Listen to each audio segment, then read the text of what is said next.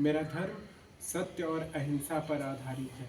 सत्य ही मेरा ईश्वर है और अहिंसा उसे पाने का एकमात्र साधन। नमस्कार, मेरा नाम है अभिषेक कुमार झा और मेरी उम्र 27 वर्ष है और मैं भागलपुर बिहार का रहने वाला हूँ। आज हम लोग बात करने वाले हैं गांधी जी के मूल्यों के बारे में, गांधी जी के विरासत के बारे में और गांधी जी के उन शिक्षाओं के बारे में जो आज मानवता और मानव पर देखे जा सकते हैं और ये शिक्षाएं अनंत काल तक हमें मानव और मानवता पर देखने को मिलेगा।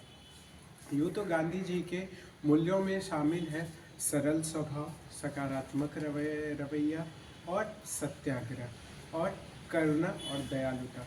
अगर हम लोग बात करें सत्याग्रह पे, तो गांधी जी ने हमेशा हम सबों को यही सिखाया है कि हम सबका धर्म जो भी हो, लेकिन हमारे मूल में तो सिर्फ सत्य ही है और सत्य से किया गया आग्रह कभी भी निष्फल नहीं जाता है, बल्कि उसके फल हमें ज़रूर मिलते हैं। जिसका एग्ज़ाम्पल, जिसका एक रिज़ल्ट है हमारा भारत। जिस भारत में आज हम लोग स्वतंत्र भारत में सांस ले रहे हैं, कभी ये भारत गुलाम हुआ करती थी, पर गांधी जी ने उस विशाल ब्रिटिश सेना के सामने सिर्फ सत्य और आग्रह को ऐसा रखा कि उन ब्रिटिशर्स को भी सोचना पड़ा और वो हमारे देश को आज़ाद कराने में कामयाब भी हुए। गांधी जी के सरल स्वभाव को हम लोग इस प्रकार समझ सकते हैं कि उन्होंने अपने पूरे जीवन में सिर्फ उतने ही कपड़े का प्रयोग किया जितने कपड़े उनके तन को ढकने के लिए उपयोगी थे। गांधी जी के करुणा और दयालुता के भाव को हम लोग हर जगह देख सकते हैं। जब उनका प्यार बच्चों के लिए, उनका प्यार महिलाओं के लिए, उनका प्यार उन समाज में पिछड़े व्यक्तियों के लिए है जो व्यक्ति समाज में कोई हैसियत नहीं रखते, और उन सब को साबरमती के आश्रम में गांधी जी ने एक साथ एक मोती की तरह पिरोने का काम किया। वहाँ पर क्या धर्म, क्या जाति, क्या ऊंच नीच, क्या भेदभाव, गांधी जी ने सभी को एक समान लेकर साबरमती में रखे। गांधी जी के अगर हम लोग सकारात्मक रवैये की बात करें जो उनके मूल्य में था, तो उस सकारात्मक रवैये के द्वारा ही गांधी जी ने हमारे देश भारत को आज़ादी दिलाने का बहुत बड़ा काम किया और पूरे भारतवासियों को एक सकारात्मक भाव में रखा कि हाँ, हमारा देश आज न कल जरूर आज़ाद होगा, बस हमें धैर्य और हिम्मत रखने का काम है। और उसी का आज ये परिणाम है कि हम लोग स्वतंत्र भारत में अपनी बातों को रख रहे हैं और हम लोग खुल के स्वतंत्र भारत में सांस ले रहे हैं।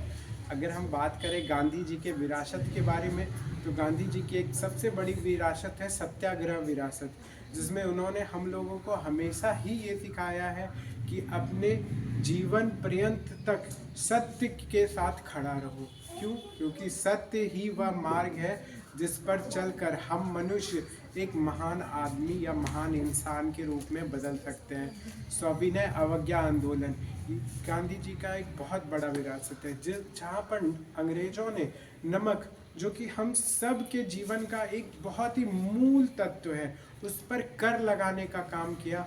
वहीं पर गांधी जी ने क्या अमीर, क्या गरीब, क्या अगड़े, क्या पिछड़े, सब के लिए नमक से कर हटाने का अंग्रेजों के सामने मांग रखा और दांडी यात्रा 240 किलोमीटर जिसको पैदल चलकर उन्होंने पूर्ण किया और लोगों को वहाँ से यह संदेश देने का काम किया कि नमक जो हम सबों के जीवन में एक अहमियत रखता है, उसी प्रकार स्वतंत्रता भी हम लोगों के जीवन में बहुत बड़ी अहमियत रखती है।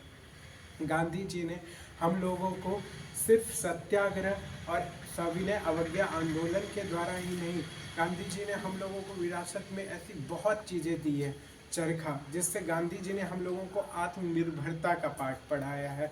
गांधी जी जब चरखा बुनते थे तो उन्होंने हम लोगों को वहाँ से ये सिखाया कि अगर व्यक्ति आत्मनिर्भर हो जाए तो फिर उसके लिए क्या है। आत्मनिर्भर व्यक्ति तो अपने मार्ग को स्वयं ही खोज लेता है। अगर हम लोग बात करें गांधी जी के शिक्षाओं के बारे में, तो उनकी एक शिक्षा है जिसमें उन्होंने कहा है कि जो परिवर्तन आप दुनिया में देखना चाहते हैं, वो परिवर्तन करने से पहले खुद में परिवर्तन करिए। तो ये बहुत, इस वाक्य का बहुत मायने रखता है। अगर हम दुनिया को अच्छा देखना चाहते हैं तो पहले हमें खुद में अच्छाई रखनी चाहिए। अगर हम लोगों को प्यार देना चाहते हैं या लोगों से सम्मान चाहते हैं तो पहले हमें लोगों को सम्मान और प्यार बांटना चाहिए।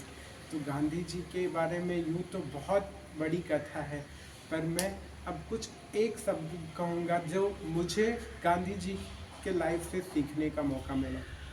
गांधी जी के सत्याग्रह को मैं बहुत मानता हूँ और गांधी जी के इस स्टेटमेंट को जिसमें गांधी जी ने कहा है कि वो परिवर्तन स्वयं बनो जो परिवर्तन आप दुनिया में देखना चाहते हैं। तो हम लोगों को हमेशा सदैव हम लोग दुनिया को जिस नज़रिए से देखना चाहते हैं पहले वो नज़रिया और वो सकारात्मक पक्ष हमें खुद के लिए रखना चाहिए। तभी हम एक दुनिया को बेहतर जीने वाले दुनिया देख सकते हैं और हम अपने विश्व को एक बेहतर विश्व का निर्माण कर सकते हैं। इसी के साथ मैं अपने शब्दों को विराम देना चाहूँगा और